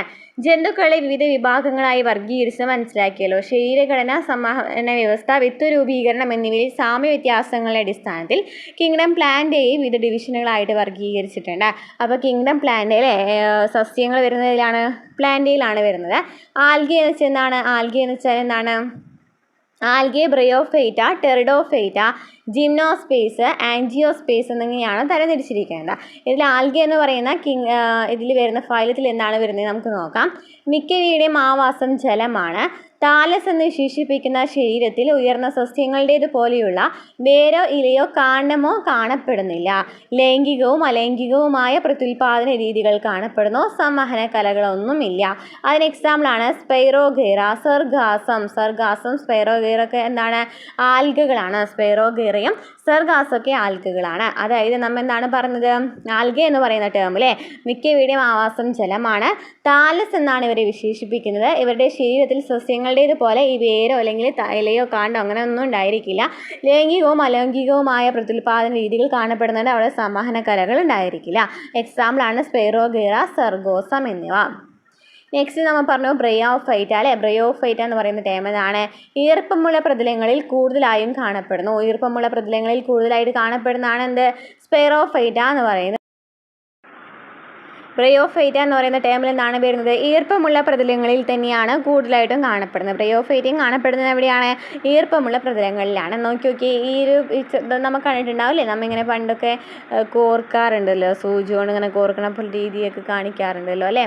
അപ്പോൾ അതാണ് ബ്രയോഫൈറ്റ എന്ന് പറയുന്ന ടേമിൽ വരുന്നത്. ഇവിടേക്കും എന്താണ്? വേര്, കാണ്ഡം, നീര എന്നിവ പോലുള്ള ഭാഗങ്ങളുണ്ട് നമുക്കറിയാം അല്ലേ. ഇത് ഫോർ എക്സാമ്പിൾ ഇത് തന്നെ നമ്മൾ കണ്ടിട്ടുണ്ടാവില്ലേ. ഇതാണ് കൂടുതലായിട്ട് നമ്മൾ ചെറുപ്പത്തിൽ ഉപയോഗിച്ചിട്ടുണ്ട്, കളിക്കാനായിട്ട് ഉപയോഗിച്ചിട്ടുണ്ട്. കേട്ടിട്ടുണ്ടായിരിക്കില്ലേ, പൂപ്പലുമലൊക്കെ ഈ മധുരമലൊക്കെ വരുന്നത്. അപ്പം അവിടെ വേരും കാണ്ഡം ഇല എന്നിവ പോലുള്ള ഭാഗങ്ങളുണ്ട്. പ്രത്യുൽപാദനം ഗമീറ്റകളിലൂടെയും സ്പോറുകളിലൂടെയുമാണ്. പ്രത്യുൽപാദനം ഗമീറ്റകളിലൂടെയും സ്പോറുകളിലൂടെയുമാണ്. സംവഹന കലകൾ ഇല്ല. സംവഹന കലകൾ എന്നില്ല, സംവഹന കലകളില്ല, രണ്ടിലും സംവഹന കലകളില്ല അല്ലേ, നമ്മൾ രണ്ട് പറഞ്ഞുതരും. അപ്പോൾ ഗമീറ്റകളുടെയും സ്പോറുകളിലൂടെയാണ് അവിടെ പ്രത്യുൽപാദനം നടക്കുന്നത്. ഈർപ്പമുള്ള പ്രതലങ്ങളിലാണ് കൂടുതലായിട്ട് കാണപ്പെടുന്നത്. വേര് കാണ്ഡം ഇല എന്നിവ പോലുള്ള ഭാഗങ്ങൾ ഉണ്ട്. ഈ നെക്സ്റ്റ് വരുന്ന ഒരു ടേമാണ് ടെറിഡോഫൈറ്റ്. ടെറിഡോഫൈറ്റ് നോക്കി നോക്കിയേ, ഇത് കണ്ടിട്ടുണ്ടാവില്ലേ, ടെറിഡോഫൈറ്റ് കണ്ടിട്ടുണ്ടായിരിക്കുമല്ലോ. ഒരു സമയത്ത് നമുക്കറിയാം കിണറിൻ്റെ ഭാഗത്തൊക്കെയാണ് ഇത് കൂടുതലായിട്ട് കാണപ്പെടുന്നത്, അല്ലെങ്കിൽ ഈ വെള്ളം ജലാംശമുള്ള ഭാഗത്താണല്ലേ ഇത് കൂടുതലായിട്ടും കാണപ്പെടുന്നത്. പിന്നെ നമ്മൾ ഈ കൊറോണ സമയത്തൊക്കെ ചെടികളൊക്കെ വിറ്റ് ചെയ്യുന്ന ടൈം ഉണ്ടായിരുന്നല്ലോ, കൂടുതലായിട്ട് ചെടികളൊക്കെ അങ്ങനെ ഇതാക്കിയിരുന്ന ടൈമിൽ ഇതുപോലത്തെ സസ്യങ്ങളൊക്കെ വിൽക്കുന്നത് കാണാറുണ്ട് അല്ലേ.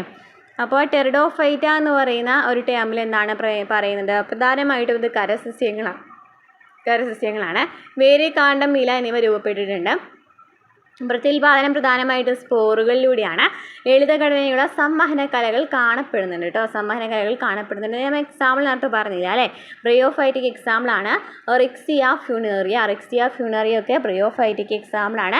ടെറിഡോഫൈറ്റിക് എക്സാമ്പിൾ എന്താണ്, ലൈക്കോപോഡിയം, ടെറിസ് എന്നിവ എന്തിന് എക്സാമ്പിളാണ്, ടെറിഡോഫൈറ്റിക് എക്സാമ്പിളാണ്. ടെറിസ് അതിൽ നിന്ന് കിട്ടും. അതുപോലെ ലൈക്കോപോഡിയം എന്ന് പറയുന്നതും ടെറിഡോഫൈറ്റിക് എക്സാമ്പിളാണ്.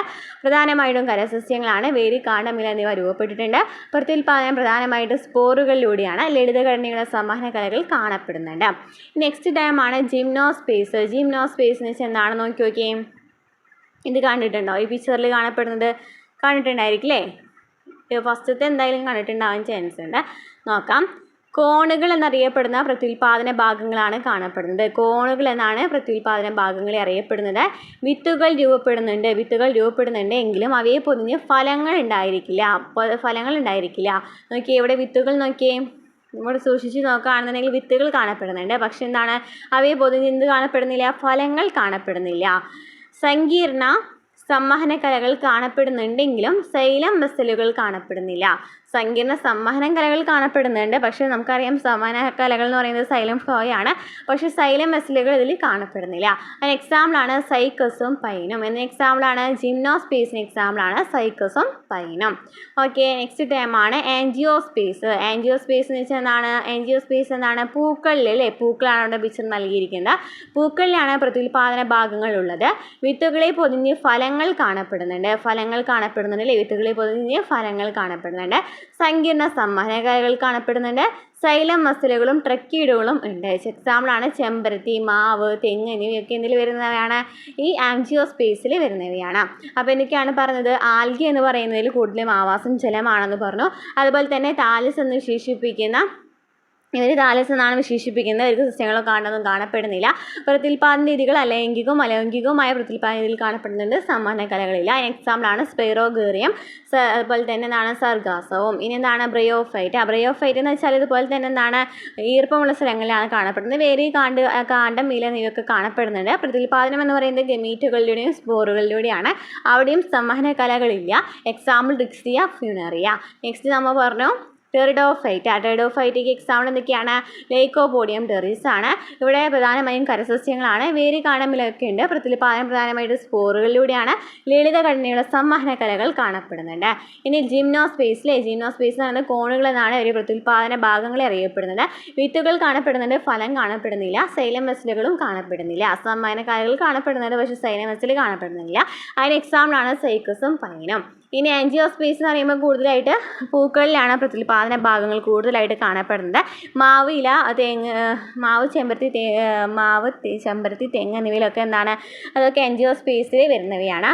ഇനി ഇവിടെ വിത്തുകളെ പൊതിഞ്ഞ് ഫലങ്ങൾ കാണപ്പെടുന്നുണ്ട്. സങ്കീർണ സംവഹന കലകൾ കാണപ്പെടുന്നുണ്ട്. സൈലം വെസലുകളും ട്രക്കീഡുകളും ഉണ്ട്. ഓക്കെ, ക്ലിയർ ആയെന്ന് വിചാരിക്കണം. വർഗീകരണത്തിലെ വ്യത്യാസം. ആദ്യകാലങ്ങളിൽ കിങ്ഡം പ്ലാന്റയെ താലോഫൈറ്റ, ബ്രയോഫൈറ്റ, ടെറിഡോഫൈറ്റ, ജിംനോസ്പേസ്, ആൻജിയോസ്പേസ് എന്നിങ്ങനെ 5 ഡിവിഷനുകളായിട്ട് തരംതിരിച്ചിരുന്നു. താലോഫൈറ്റിലാണ് ആൽഗകളും ഫംഗസുകളും ഉൾപ്പെട്ടിരുന്നത്. പിന്നീട് വന്ന വർഗീകരണ രീതികളിൽ ഫംഗസുകളെ അവയുടെ പ്രത്യേകതകളുടെ അടിസ്ഥാനത്തിൽ പ്രത്യേക കിങ്ഡത്തിൽ ഉൾപ്പെടുത്തി. പുതിയ വർഗീകരണ രീതികളിൽ പലതിലും ചില ആൽഗകളെ കിങ്ഡം പ്രോട്ടീസ്റ്റയിലും ഉൾപ്പെടുത്തി കാണുന്നുണ്ട്. സസ്യങ്ങളുമായി ധാരാളം സവിശേഷതകൾ പങ്കിടുന്ന ആൽഗകളെ കിങ്ഡം പ്ലാന്റയിൽ തന്നെ ഉൾപ്പെടുത്തിയും വർഗീകരിക്കപ്പെട്ടിട്ടുണ്ട്. അതായത് നമ്മൾ ഓരോ വ്യത്യാസം ഓരോ കാലഘട്ടത്തിനനുസരിച്ച് വ്യത്യാസം വരുമ്പോൾ ഇതിൽ ഈ പ്ലാന്റയുടെ ഇതിലും കുറച്ച് വ്യത്യാസം വന്നിട്ടുണ്ട്. അതായത് ആൽഗ എന്നൊക്കെ പറയുന്നത് ഇതിലുണ്ടായിരുന്ന പ്ലാന്റ് എന്ന് പറയുന്ന ഫയത്തിലുള്ള ഉണ്ടായിരുന്ന സംഭവം തന്നെയാണ്. പക്ഷേ ഈ കിങ്ഡം പ്രോട്ടിസ്റ്റയിലൊക്കെ ഈ ആൽഗേനെ ഉൾപ്പെടുത്തി കാണപ്പെടുന്നുണ്ട്. കാരണം ആൽഗ എന്ന് പറയുന്നത് സസ്യ സ്വഭാവം കാണിക്കുന്നവയാണ്. സസ്യങ്ങളെ വർഗീകരിച്ചിരിക്കുന്നത് എങ്ങനെയെന്ന് മനസ്സിലായല്ലോ അല്ലേ? ഇനി പേരിനുള്ളിലെ പെരുമ. ജീവികളുടെ ശാസ്ത്രീയ നാമങ്ങളിലും കാണാം ചില കൗതുക കാഴ്ചകൾ. എന്തൊക്കെയാണ്? സാന്ദ്രോകോട്ടസ് വിജയകുമാർ എന്ന് പറയുന്നത് എന്താണ് ഇതൊക്കെ പഠിച്ചു വെക്കുക കേട്ടോ. നെല്ലിയാമ്പതിയിൽ കണ്ടെത്തിയ പുതിയ ഇനം മണ്ടാണ് സാന്ദ്രാകോട്ടസ് വിജയകുമാരി. സാന്ദ്രാകോട്ടസ് വിജയകുമാരി നെല്ലിയാമ്പതിയിൽ കണ്ടെത്തിയ പുതിയ ഇനം മണ്ടാണ്. ഇനി ലിറ്റ്സിയ വാഗമോണിക്ക. ലിറ്റ്സിയ വാഗമോണിക്ക എന്താണ്? വാഗമണിൽ കണ്ടെത്തിയ കുറ്റിപ്പാണൽ വിഭാഗത്തിൽപ്പെട്ട പുതിയ സസ്യമാണ് വാഗമോണിക്ക. ലിറ്റ്സിയ വാഗമോണിക്ക. ഇനി നോക്കിയേ, ബ്രുസത്തേവ ഇസ്രോ എവിടെയാണ് കണ്ടെത്തിയത്? കൊല്ലം കടൽ തീരത്ത് മത്സ്യങ്ങളിൽ കണ്ടെത്തിയ ഒരിനം പരാതിജീവിയാണ് ബ്രൂസത്തോവ ഇസ്രോ എന്ന് പറയുന്നത്. അപ്പോൾ നോക്കിയേ, സാന്ദ്രാകോട്ടസ് വിജയകുമാർ എന്നൊരു വണ്ടാണ് നെല്ലിയാമ്പതിയിൽ കണ്ടെത്തിയതാണ്. ലിറ്റ്സിയ വാഗമോണിക്ക വാഗമണിൽ കണ്ടെത്തിയ കുറ്റിപ്പാണൽ വിഭാഗത്തിൽപ്പെട്ട പുതിയ സസ്യമാണ്. അതുപോലെ തന്നെ ബ്രൂസത്തേവ ഇസ്രോ എന്ന് പറയുന്നത് കൊല്ലം കടൽ തീരത്ത് കണ്ടെത്തിയ ഒരു ഇനം പരാതജീവിയാണ്. ഇത്തരത്തിൽ ജീവികളെ പുതിയതായി കണ്ടെത്തിക്കൊണ്ടിരിക്കുന്നു. അവയെല്ലാം വർഗീകരിക്കാനുള്ള ശ്രമങ്ങളും തുടരുകയും ചെയ്യുന്നു. പുതിയ ജീവിയെ കണ്ടെത്തിയാൽ എന്താണ് ആദ്യം തന്നെ ചെയ്യുക എന്നാണ് ഇവിടെ പറയുന്നത്. ഒരു ജീവിയുടെ സവിശേഷതകൾ പരിശോധിച്ച് അറിയപ്പെടുന്ന മറ്റ് സ്പീഷീസുകളുമായി താരതമ്യം ചെയ്താണ് അതിനെ തരംതിരിക്കുന്നത്. ഇതിൽ ബാഹ്യപ്രകൃതി, ശരീരഘടനയിലെ സവിശേഷതകൾ, ജൈവകണികൾ എന്നിവ ഉൾപ്പെടും. ജീവിയുടെ DNA മറ്റ് സ്പീഷീസുകളിൽ നിന്നുള്ള DNA താരതമ്യപ്പെടുത്തിയുള്ള വിശകലനം നിർണായകമാണ്. ഗണ്യമായ ജനിതക വ്യത്യാസങ്ങളുണ്ടെങ്കിൽ ഈ ജീവി ഒരു പുതിയ സ്പീഷീസിൽ പെട്ടതാണെന്ന് ഉറപ്പാക്കാം. ഈ ഗണത്തിൽ അന്തർദേശീയ ശാസ്ത്ര ജേണലിൽ പ്രസിദ്ധീകരിക്കുകയും ശാസ്ത്ര സമൂഹത്തിന് പൊതുജനങ്ങൾക്ക് ലഭ്യമാക്കുകയും ചെയ്യുന്നു. അപ്പോൾ ആദ്യം ജീവിയെ കാണുകയാണെന്നുണ്ടെങ്കിൽ ആദ്യം തന്നെ സവിശേഷതകളൊക്കെ നോക്കും, ഏത് കിങ്ഡത്തിലാണ് ഉൾപ്പെടുത്തേണ്ടത് നോക്കും. പുതിയ സവിശേഷതകളാണെന്നുണ്ടെങ്കിൽ പുതിയൊരു കിങ്ഡം തയ്യാറാക്കും. അങ്ങനെയാണ് അത് ശാസ്ത്ര ജേണലിൽ പ്രസിദ്ധീകരിച്ചിട്ട് ആൾക്കാരിലേക്ക് എത്തിക്കുന്നത്. ക്ലിയർ ആയല്ലോ? ഇനി വൈറസുകളും വർഗീകരണവും. 6 കിങ്ഡം വർഗീകരണത്തിൽ എവിടെയും ഉൾക്കൊള്ളിക്കാൻ കഴിഞ്ഞിട്ടില്ലാത്തവയാണ് വൈറസുകൾ. നമ്മൾ ഇത്ര നേരം വരെ പറഞ്ഞൊന്നും വൈറസ് പറഞ്ഞിട്ടില്ല അല്ലേ? എന്നാൽ അവയുടെ ഘടന, വിഘടന രീതികൾ, ജീനുകൾ എന്നിവ പരിഗണിച്ചുകൊണ്ട് വൈറോളജിസ്റ്റുകളും ടാക്സോണമിസ്റ്റുകളും വൈറസുകളെ തരംതിരിച്ച് അവയ്ക്കായി മാത്രമുള്ള ഫാമിലി, ജീനസ്, സ്പീഷീസ് എന്നിവയായിട്ട് തരംതിരിച്ചിട്ടുണ്ട്. വൈറസുകളുടെ ഇത്തരം വർഗീകരണം അവയുടെ സ്വഭാവം, പരിണാമം, വികാസം തുടങ്ങിയവ പഠനവിധേയമാക്കുവാനും വൈറസ് രോഗങ്ങളെ തുരത്തുവാനുള്ള മാർഗങ്ങൾ വികസിപ്പിക്കാനും ശാസ്ത്രജ്ഞരെ സഹായിക്കുന്നുണ്ട്. ഇവർക്ക് വേണ്ടി വർഗീകരണം തയ്യാറാക്കിയിട്ടുണ്ടെന്നാണ് പറയുന്നത്. കോശദ്രവ്യം, കോശാംഗങ്ങൾ, മർമ്മം എന്നിവയില്ലാത്ത സൂക്ഷ്മഘടനയാണ് വൈറസുകൾക്കുള്ളത്. വൈറസുകൾക്ക് എന്തില്ല? കോശദ്രവ്യമില്ല, കോശാംഗങ്ങളും മർമ്മമൊന്നുമില്ല. ക്യാപ്സിഡ് എന്ന് വിളിക്കുന്ന ഒരു ബാഹ്യ പ്രോട്ടീൻ കവചത്തിനുള്ളിൽ ജനിതക വസ്തുക്കൾ DNA അല്ലെങ്കിൽ RNA കാണപ്പെടുന്നു. ക്യാപ്സിഡ് എന്ന് പറയുന്ന ഒരു ബാഹ്യ പ്രോട്ടീനുള്ളിലാണ് DNA അല്ലെങ്കിൽ RNA കാണപ്പെടുന്നത്. സസ്യങ്ങളും ജന്തുക്കളും ബാക്ടീരിയകളും ആർക്കിയകളും അടക്കമുള്ള വൈവിധ്യമാർന്ന ജീവജാലങ്ങളെ ഇവ ബാധിക്കുന്നു. എന്തൊക്കെയാണ് ഇവിടെ പറഞ്ഞത്? കോശദ്രവ്യം, കോശാംഗങ്ങൾ, മർമ്മമൊന്നും ഈ വൈറസിനില്ല. അതുപോലെ തന്നെ ഇത് കാണപ്പെടുന്നത് ക്യാപ്സിഡ് എന്ന് വിളിക്കുന്ന ബാഹ്യ പ്രോട്ടീനുള്ളിൽ DNA അല്ലെങ്കിൽ RNA ആയിട്ടാണ് കാണപ്പെടുന്നത്. സസ്യങ്ങളും ജന്തുക്കളും ബാക്ടീരിയകളും ആർക്കിയകളൊക്കെ ഈ അടക്കമുള്ള വൈവിധ്യമാർന്ന ജീവജാലങ്ങളെ ഇവ ബാധിക്കുന്നുണ്ട്. പ്രത്യുൽപാദനം നടത്താനും പരിസ്ഥിതിയോട് പ്രതികരിക്കുവാനും വളരാനുള്ള ഉപവാചീയ പ്രക്രിയകൾ നടത്തുവാനുള്ള കഴിവുള്ളവയാണ് വർഗീകരണത്തിൽ ഉൾപ്പെടുത്തിയിരിക്കുന്നത്. വൈറസുകൾക്ക് ഒരു ആതിഥേയ കോശത്തിൻ്റെ സഹായമില്ലാതെ പെരുകാനാവില്ല. ഏതെങ്കിലും ജീവകോശത്തിന് പുറത്ത് ഇവ നിർജ്ജീവമാണ്. ഇത്തരത്തിലുള്ള സവിശേഷ സ്വഭാവങ്ങൾ കൊണ്ട് നിലവിലുള്ള 6 കിങ്ഡം വർഗീകരണത്തിലെ ഒരു വിഭാഗത്തിലും ഇവയെ ഉൾപ്പെടുത്തിയിട്ടില്ല. അതായത് വൈറസ് എന്ന് പറയുന്നത് വളരാനായിട്ട് ഭയങ്കര എളുപ്പമാണ്. പക്ഷേ ആദ്യം തന്നെ എന്തെങ്കിലും ഒരു സോഴ്സ് കണ്ടെത്തണം അല്ലേ? ഒരു ആതിഥേയ കോശത്തിൻ്റെ സഹായമില്ലാതെ ഇവയ്ക്ക് പെരുകാനാകില്ല.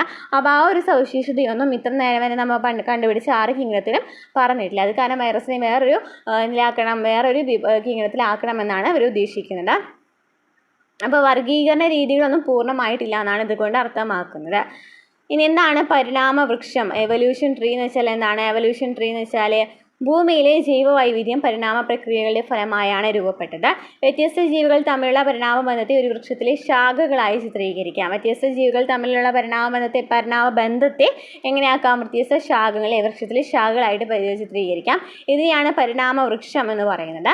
ഇവിടെ ശാഖകൾ രൂപപ്പെടുന്ന ഇടം പൂർവിക ജീവികളായാണ് സൂചിപ്പിക്കുന്നത്. ശാഖകൾ രൂപപ്പെടുന്ന ഒരു ഭാഗം അല്ലേ, ശാഖകൾ രൂപപ്പെടുന്ന ഒരു ഭാഗത്തെ പൂർവിക ജീവിയായിട്ട് സൂചിപ്പിക്കുന്നു. പരിണാമ ബന്ധങ്ങൾ ചിത്രീകരിക്കുന്നതിലൂടെ വർഗീകരണം കൂടുതൽ കൃത്യമായി തീരുന്നു. ജൈവവൈവിധ്യത്തെക്കുറിച്ച് ആഴത്തിൽ മനസ്സിലാക്കുവാനും ഇത് സഹായിക്കുന്നു. ചുരുക്കത്തിൽ വർഗീകരണ പഠനങ്ങളിൽ പരിണാമ വൃക്ഷം നിർണായക പങ്ക് വഹിക്കുന്നുണ്ട്. അതായത് നമുക്ക് ഇവിടെ ഒരു പരിണാമ വൃക്ഷം നമുക്ക് നോക്കാം. പരിണാമ വൃക്ഷം മായി ബന്ധപ്പെട്ടിട്ടില്ലേ, എങ്ങനെയാണ് പരിണാമവൃക്ഷം തയ്യാറാക്കുന്നത് നമുക്ക് നോക്കാം. ഇവിടെ നമ്മൾ പറഞ്ഞത് എന്താണ്, ഒരു ശാഖകളായിട്ടാണ് അല്ലേ, വൃക്ഷത്തിലെ ശാഖകളായിട്ടാണ് തരംതിരിച്ചിരിക്കുന്നത്. അപ്പോൾ തുടങ്ങുന്ന സ്ഥലം, ശാഖ തുടങ്ങുന്ന സ്ഥലം പഴയ ജീവികളായിരിക്കും ഉണ്ടായിരിക്കുക. പരിണാമ ബന്ധങ്ങളിൽ അല്ലേ പഴയ ജീവികളായിരിക്കും ഉണ്ടായിരിക്കാം. നോക്കാം. നമുക്ക് ആദ്യം തന്നെ എന്ത് ചെയ്യുന്നത് വെച്ചാൽ ഇവർ ആദ്യം തന്നെ വിശകലനം ചെയ്യും. അതായത് ലെങ് ഫിഷ് എന്ന് പറയുന്ന ജീവിക്ക് തലയോടുണ്ടോ, മുൻകാലുകളില്ല, രോമങ്ങളില്ല, മുലയോട്ടിലില്ല എന്ന് കണ്ടുപിടിച്ചു. ഇനി പല്ലിക്കാണെന്നുള്ള തലയോടുണ്ട്, മുൻകാലുകളുണ്ട്, രോമങ്ങളില്ല, മുലയോട്ടിലില്ല എന്ന് മനസ്സിലാക്കി. അതുപോലെ നായ്ക്ക് എന്താണ്, തലയോടും മുൻകാലും രോമങ്ങളും മുലയോട്ടിലൊക്കെ ഉണ്ട് നായ്ക്കും മനുഷ്യനും. അപ്പോൾ അങ്ങനെ ഒരു സവിശേഷതകളൊക്കെ കണ്ടെത്തി. അതിനുശേഷം എന്ത് ചെയ്യും നോക്കിയേ, തലയോടെന്ന് പറയുന്ന ഒരു കാറ്റഗറി എടുത്തു. തലയോടിൽ എന്തൊക്കെ ഉണ്ട്, തലയോടിൽ ലെങ് ഫിഷ്, തലയോടുള്ള ജീവികൾ ഏതൊക്കെയാണ്, ലെങ് ഫിഷ് ഉണ്ട്. അതുപോലെ തന്നെ മുൻകാലുകളുള്ള എല്ലാവരും ഉണ്ട് അല്ലേ, തലയോട് എന്ന് പറയുന്നത് മുൻകാലുകളുള്ളവയ്ക്കുണ്ട് എന്ന് മനസ്സിലായി തലയോട്. അതുപോലെ തന്നെ മുൻകാലുകളുള്ളവയിൽ എന്ത് ചേർത്തി, പല്ലിക്കും അതുപോലെ തന്നെ രോമങ്ങൾ, മുലയൂട്ടിൽ എന്നിവയ്ക്കുണ്ടെന്ന് പറഞ്ഞു. ഇനി ഈ രോമങ്ങളും മുലയൂട്ടിലുള്ളത് ആർക്കൊക്കെയാണ്, നായയ്ക്കും മനുഷ്യനുമാണ്. അപ്പം അങ്ങനെ പതുക്കെ അങ്ങനെ ഡിവൈഡ് ചെയ്ത് പോവുകയാണല്ലേ. ഇതിനെയാണ് പരിണാമ വൃക്ഷം എന്ന് പറയുന്നത്. ജീവികളെ വർഗീകരിക്കുന്നതിനുള്ള ഏറ്റവും ആധുനിക സാങ്കേതികമാണ് DNA ബാർകോഡിംഗ്. ജീവികളെ വർഗീകരിക്കുന്നതിനുള്ള ഏറ്റവും ആധുനിക സങ്കേതം ചോദിക്കുകയാണെന്നുണ്ടെങ്കിൽ എന്താണ്, DNA ബാർകോഡിംഗ് ആണ്. നമുക്ക് DNA ബാർകോഡിംഗ് ഒരു പിക്ചർ നൽകിയിട്ടുണ്ട് അല്ലേ, കണ്ടല്ലോ. ഓക്കെ. DNA പ്രത്യേക തന്മാത്രാ ശ്രേണികൾ, കോഡുകൾ താരതമ്യപ്പെടുത്തി ജീവികളെ വർഗീകരിക്കുന്ന സാങ്കേതിക വിദ്യയാണ് DNA ബാർകോഡിംഗ്. ആധുനിക ജീവശാസ്ത്ര ഗവേഷണങ്ങളിൽ സ്പീഷീസുകളെ തിരിച്ചറിയാൻ സഹായിക്കുന്ന ഏറ്റവും ശാസ്ത്രീയ സാങ്കേതിക വിദ്യയാണിത്. പരമ്പരാഗത രീതികളിൽ നിന്നും വ്യത്യസ്തമായി തന്മാത്രാ തലത്തിൽ സ്പീഷീസുകളെ തിരിച്ചറിയുവാൻ ഇത് സഹായിക്കുന്നു. ലോകമെമ്പാടുമുള്ള ലബോറട്ടറികളും ഗവേഷകരും DNA ബാർകോഡുകൾ തയ്യാറാക്കി ഗവേഷണങ്ങൾക്കായിട്ട് പങ്കുവയ്ക്കുന്നതിലൂടെയാണ് ഇത് സാധ്യമാകുന്നത്. ജീവികളുടെ സവിശേഷതകൾ, ജീവിബന്ധങ്ങൾ, ജീവിപരിണാമം, ജൈവവൈവിധ്യ സംരക്ഷണം, ജൈവവൈവിധ്യ സാങ്കേതികത തുടങ്ങിയ സമസ്ത മേഖലകളിലും വർഗീകരണം സ്വാധീനം ചെലുത്തുന്നുണ്ട്. ഇനിയും തിരിച്ചറിയപ്പെട്ടിട്ടില്ലാത്ത ലക്ഷക്കണക്കിന് ജീവജാലങ്ങൾ ഭൂമുഖത്തുണ്ട്. ചിലതിനെല്ലാം സ്വന്തമായി പേര് ലഭിക്കുന്നതിന് മുമ്പ് തന്നെ വംശനാശം സംഭവിച്ചു പോയി, മറ്റു ചിലതാവട്ടെ വംശനാശ ഭീഷണി നേരിട്ടുകൊണ്ടിരിക്കുന്നു. ഈ ജീവജാലങ്ങളെല്ലാം തിരിച്ചറിഞ്ഞ് അവയെ സംരക്ഷിക്കുവാനുള്ള ബാധ്യത ജീവികളിലെ ഉയർന്ന ശ്രേണിയിൽ നിൽക്കുന്ന മനുഷ്യവർഗത്തിനാണുള്ളത്. അതിലൂടെ മാത്രമേ മനുഷ്യനും നിലനിൽക്കുവാനായിട്ട് പറ്റുള്ളൂ. അപ്പോൾ ഇത്രയൊക്കെയാണ് ഈ ചാപ്റ്ററിൽ പറയുന്നത്. അപ്പോൾ ഇവിടെ കുറച്ച് ക്വസ്റ്റ്യൻസ് നൽകിയിട്ടുണ്ട്, നോക്കിയേ. നമ്മൾ നേരത്തെ കണ്ട പിക്ചറാണല്ലേ, എങ്ങനെയാണ് പരിണാമവൃക്ഷം ചിത്രീകരിക്കാനാണ് പറഞ്ഞിരിക്കുന്നത്. സെയിം ക്വസ്റ്റ്യൻ തന്നെയാണ് ചോദിച്ചിരിക്കുന്നത്.